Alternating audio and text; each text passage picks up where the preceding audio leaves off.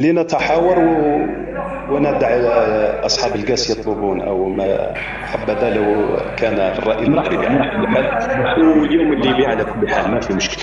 أنا الآن أعيب على الإخوان المغاربة أنهم دائما وأبدا في كل أحاديثهم يجعلون من الجزائر مادة دسمة لحواراتهم، وما هي إلا بطولات وهمية، لأن الإنسان عندما ينام وينهض الصباح في المغرب يذهب إلى التمارة، كالسعيد يذهب إلى تدريس التلاميذ مثلا، قال أنا معلم في مدرسة أو إطار في وزارة التربية مثلا.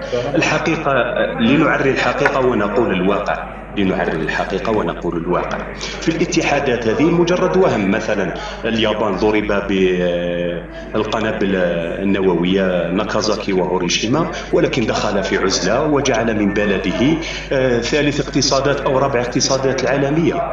أنا نتكلم الآن بدليل قاطع، اليابان هي أقرب دليل.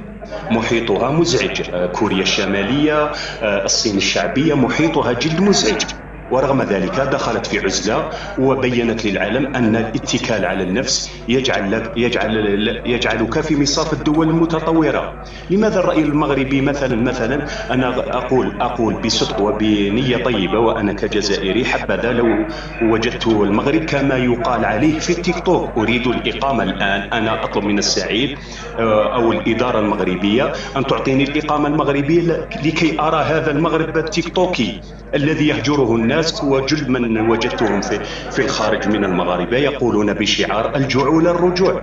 لماذا هذا النكران للمغتربين المغاربة؟ اسمع سير طلب واش تجيو بالفيزا ولا بلا فيزا؟ لا، احنا ما عندناش الفيزا الاخ الكريم. واجي يا خويا، جيش الطياره واجي القطار. اريد ان ارى هذا المغرب الذي الان تصورونه على انه دوله من العالم المتقدم. يا رجل بعينك يا صاحبي، اجي تشوفوا دي المقارنه بين المغرب والجزائر. يا سعيد فك لي هذه الاحجيه. جل المغاربه الذين التقيتهم بالخارج في اوروبا يقولون شعار الجوع للرجوع. هل ترى هذا البلد المتطور الذي يخرج منه بشعار هذا؟ والبشير المغرب وفر ما استطاع من فرص للاشتغال للمواطنين تاعو، فشل في عدد من الفرص. هذوك اللي فشل معاهم اختاروا يمشيوا لاوروبا، واللي باقي في المغرب منهم من هو ناجح، ومنهم من يكابر من اجل النجاح، ومنهم من يبحث عن سبل النجاح. عادي جدا ككل الدول، عادي جدا. نحن لا نقول يا البشير، نحن لا نقول أن المغرب يعني وصل لمستويات قياسية من التنمية وما إلى ذلك، لا، ولكن نقول بأن المغرب أيضا ليس بالطريقة التي تصفونها بها أنتم، التي تصفها بها قنواتكم. ليس دولة بكل ما تصورونه من كثير وعبط وكذب وبهتان. صافي، عادي جدا. الدين نصيحة، ومن باب الدين والأخلاق أنا أنصح أخواننا المغاربة أن يلهون بشأنهم الداخلي، ويحاولون أن يجعلوا من المغرب هو المغرب التيك توك الذي ينادون به. مثلا أنا حبذا لو أخذ أسرتي إلى الدار البيضاء أو إلى مراكش لزيارة سياحية لأرى هذا الجمال التيك توكي، لا الجمال الواقعي. لا أريد أن أرى الجمال الواقعي لأنني رأيته يا رجل. هنا التناقض يا رجل. فين شفتيه؟ رأيت شيئا من المغرب يا رجل. دعنا الآن في النقاش الطيب الذي نريد به أن نوصل المعلومة الحقيقية، نعري الحقيقة. البشير لماذا لا توصي نظامك ورئيسك ورئيس أركانك ووزراءك وإعلامك بأن يؤدوها في رؤوسهم وفي كافهم؟ جميل.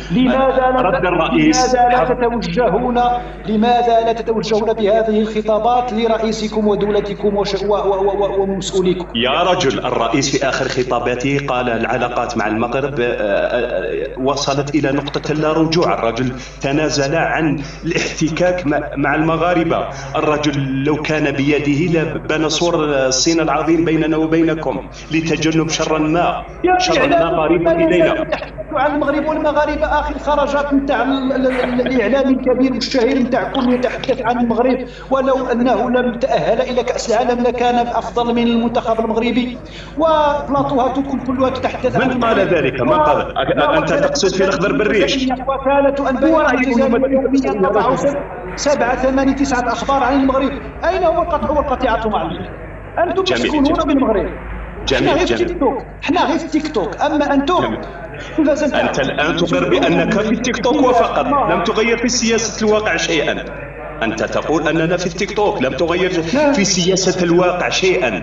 البطولة والاستثمارات التيك توكية التي أراها عند الإخوان المغاربة لم أجدها في الواقع، هي مجرد هرطقات. 49 مليار دولار في نصف السنة نتاع 2023 في السيارات. السيارات هنا مربط الفرس، السيارات علامة داسيا التي كانت تغرق في رومانيا. معليش السيارات. أنا الآن وانتم توك توك ما درتوش.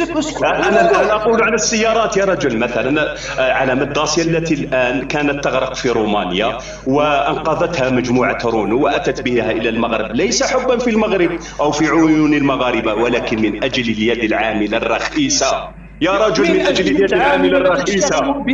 اسمع، اليد العاملة نتاع الرونو 4 مرات أكثر من السميك نتاعكم في الجزائر. هذا رخيص كاع، طايح كاع. اقل اجره، لا نهضر معاك، اقل اجره باش كيبدا العامل في الرونو 4 مرات من العامل في الجزائر. الله اكبر، الله اكبر. وهذا حدث لي مسيو جاك حتى يستثمر في المغرب نظرا لبخس. اقسم لك بالله اقل اجره في الرونو 4 مرات من العامل الجزائري، اكثر 4 مرات. لا حول ولا